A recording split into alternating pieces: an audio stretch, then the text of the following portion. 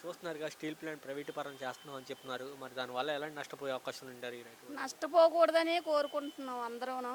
అందరూ బాగుండాలని కోరుకుంటున్నాం. ఇప్పుడు ఈ ఎంప్లాయీస్లు అందరూ తగ్గిపోయి రైతు బజార్ బతికి వాళ్ళు రైతులు అందరూ చాలా ఇబ్బంది పడి చాలా ఘోరంగా ఉంది. ఇన్నాళ్ళు ఉన్న వ్యాపారాలు కూడా లేవు. ఈ ప్రభుత్వం ఎందుకు వచ్చిందా అన్నది మాకు కూడా బాధ అనిపిస్తుంది. కానీ బాగుండాలని కోరుకుంటున్నాం, మంచి జరగాలని కోరుకుంటున్నాము. కానీ అందరూ బాగుండాలి. ఈ వ్యాపారాలు లేవు అసలు ఏమిని. రైతు బజార్లో జనాలు కూడా ఎవరు స్టీల్ ప్లాంట్ ఎంప్లాయీస్ అంతా సగం జనం పోయారు. జీతాలు లేవు, నాలుగు బాధపడుతున్నారు. మాకు కూడా పిల్లలు పెంచుకోవడానికి చాలా పరిస్థితులు ఏం బాగోలేదు. ఒకప్పుడులాగా ఏమీ లేదు. మా పరిస్థితి ఇలా ఉంది అంతే. మరి చూస్తున్నారుగా, మరి ఇప్పుడు ఉన్నటువంటి నిర్దాక్షిణ్యంగా అప్పుడు క్యాంటీన్ లోపల క్యాంటీన్లు కానీ అలాగే ఎంప్లాయీస్ తగ్గించేయడానికి కానీ ఈ పరిస్థితులు ఎలా చూస్తున్నారు? ఈ పరిస్థితులు ఏమీ బాగోలేదండి. ఎంప్లాయీస్ తగ్గించేయడం, ఈ క్యాంటీన్లు తీసేయడం, ఇక్కడికి ఎవరు కూడా కొనుక్కోవడానికి కూడా ఇన్నాళ్ళు ఒక క్యాంటీన్ అతను వచ్చి 10 రూపాయలు కొనుక్కొని మాకు వ్యాపారం జరిగేది. అది కూడా పోయింది. వ్యాపారాల్లో ఏటీ లేదు. ఇప్పుడు క్యాంటీన్లు తగ్గించి వాళ్ళు ఏడుస్తున్నారు, మేము ఏడుస్తున్నాం. ఇంకందరూ గోల గోల పెడుతున్నాం. అందరూ బాగుండాలా, ఎప్పుడు ఇలా మళ్ళీ పాతకాలం రోజులు వస్తాయా అని బాధపడుతున్నాం.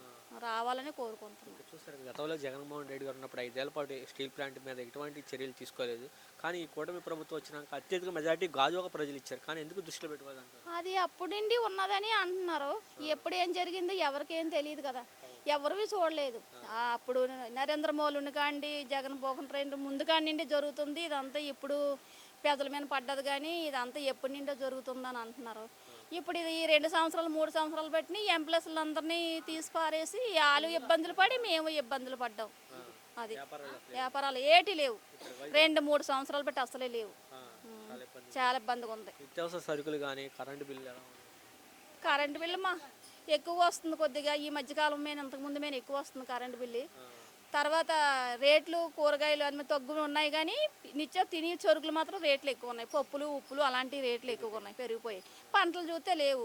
రైతు భరోసాలు వేస్తున్నాడు కానీ దానికి కదా కొందరు బాగుంది, కొందరు బాగులేదు. ఉన్న వాళ్ళు సంతోషపడుతున్నారు, లేని వాళ్ళు ఇది పడుతున్నారు. అది